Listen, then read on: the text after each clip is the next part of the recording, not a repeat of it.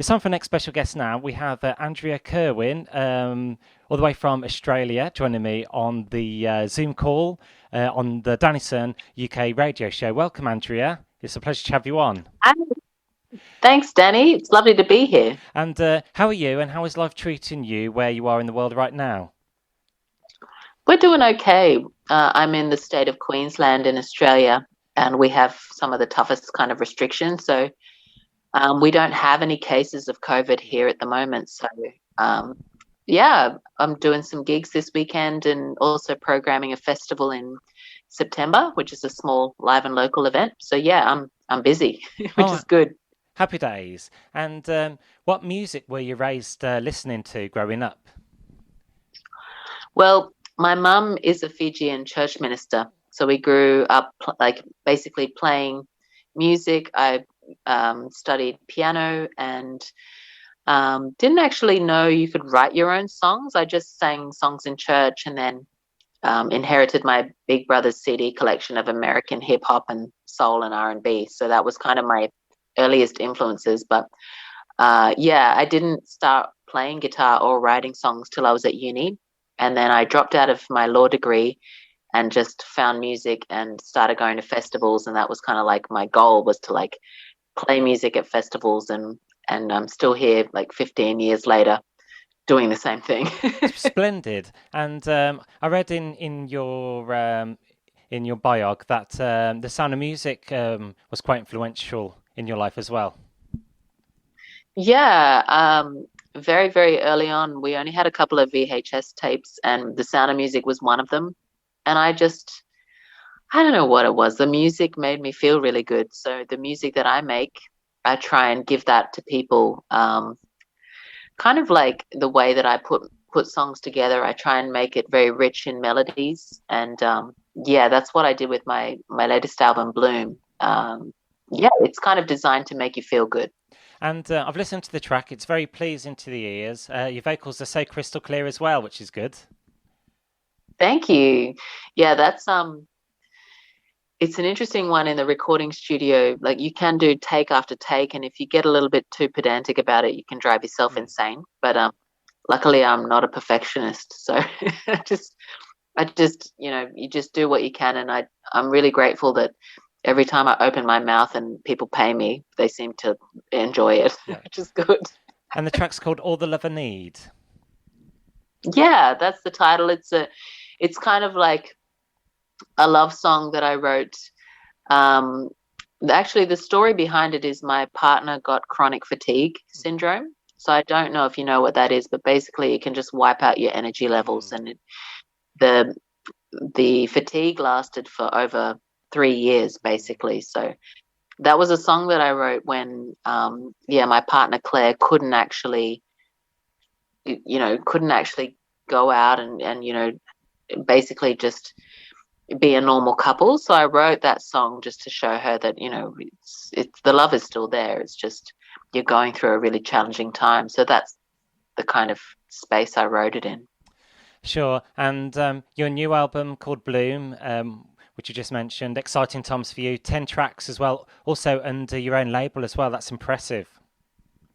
Yeah, I am like fiercely independent. So back in 2009, I set up my own record label and just started figuring out how to do everything. Um, and yeah, 5 albums later, I have an album that I was proud enough to put it on vinyl. So with my previous releases, I just released them on CD, and they were all on Spotify. And then during COVID, I decided just to take it all off and just reassess everything.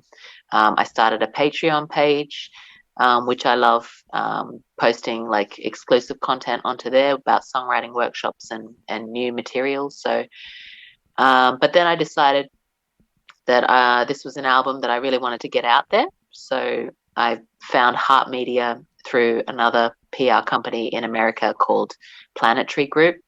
And yeah, here I am. I'm doing like 6 hours of radio interviews. So they're great. Lovely. And we're seeing a lot of artists as well setting up their own labels and releasing music independently and getting their own creative freedom. Also, who did you work with on this album? So this album was actually had a lot of my friends play on it. Here on the Sunshine Coast, we have like some super phenomenal musicians that usually tour like overseas a lot of the year. So because everyone was here because of COVID, my bass player OJ Newcomb, he has been touring with John Butler. So they've been traveling around doing a lot of the festivals. Like last year, oh no, 2019, they did a European and American tour. Um, and within my band are smaller bands, and a lot of them are singer-songwriters as well who are independent. So Georgia Korua is a backup vocalist who has performed with Xavier Rudd and a lot of those kind of roots and independent artists as well. So yeah, this album is kind of like a collaboration of all of us because we all just happened to be in town for like 9 months last year.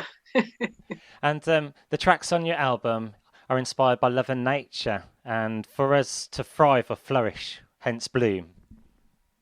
Yeah, so you know, at the moment the world's kind of facing this pandemic and everything, and you know, kids are still finishing school, kids are still being born, like we're still going through this natural cycles of blooming. So that was kind of like the feeling of the album, was that even though we can't go and play live shows, we can still create, and through that creative process we can continue to grow as artists. So that was kind of the idea behind it. Plus, my partner's daughter is a florist, so she's always bringing flowers home, and so that's why it made its way into like all of the branding and everything. That makes sense. And when you do tour, you're backed by a 13-piece band. What's that feeling like when you perform with so many like-minded, talented musicians? Well, I've got to be honest, there's a little bit of anxiety involved just because it's so many people and you know, there's things that could go wrong, but it's kind of like what I imagine surfing is.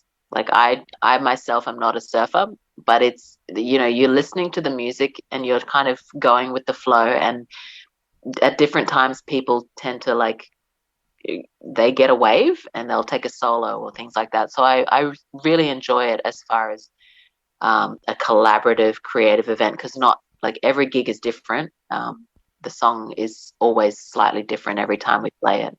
And I know you're doing a few gigs at the moment. When you do travel the world, what do you miss about touring and seeing the places? Yeah, I've been lucky to be asked to go on a tour in November, and it's just a regional tour of Queensland through the Woodford Folk Festival. So I'll be doing a lot of the small halls, and they're my favorite types of shows. Listening audiences, those kind of folk festival vibe. So, you know, I loved going over to New Zealand and playing the Bay of Islands Jazz and Blues Festival. New Zealanders are very funny people and just so jovial, and um, yeah, it's just that getting another insight into different cultures, and music is a great passport to have to be able to do that. So Mm. hopefully I can, yeah, at least come over solo, or even with my partner. She plays the Celtic harp, so we may come as a duo when we do make it to the UK. And I understand you mentioned Fuji as well. You have connections with that for your family. What's it like to visit? Yeah. What's it like to visit as a place, Fuji? Ah, it's beautiful. Like, usually, like the beaches, and you can do a lot of you know, the tourist attractions and things like that when you travel there. But like my mum is from an island, a very small island where they don't even have cars. So, you know, when I was younger, we used to travel back, and the singing and all of that community village feelings, that's always stayed with me, which is also why I like playing in such a big band, because it feels like you're traveling with your village. So yeah, it's just like it's a different way of life. Everything moves slowly. You know, people tend to say to me, "Oh, you know, is the tide in or is the tide out?" Because sometimes I run late to meetings, and I always blame, like, you know, in Fiji, like when you travel by boat, you have to wait for the tide to come in, and then you can travel, and then the tide goes out. So the concept of time is different. So yeah, it's just a different way of Yeah. life. And when you think when all said and done, when you sit back, take a deep breath, is it paradise at the end of the day when you look at it? Yeah. It's changed a lot on the mainland because the mainland has a lot of unemployment, and they are struggling at the moment with COVID cases. But in the outer islands, things, there's just a different rhythm that people, live by, and so music is a big part of that. And I hope to one day hold an event here in Australia where it's like a talent expo for Pacific Island artists as well as Indigenous artists. I think that would be something that a lot of people would love to come to and experience the music and the joy of that communal, And look, music. brilliant. And looking at your discography as well, you mentioned you've had 4 or 5 albums previous to this current one, Bloom, and your other material can be found at peacerunrecords.com. Yeah, that's right. There's a couple of albums on Bandcamp that you can digitally download. Otherwise, you can get the CDs.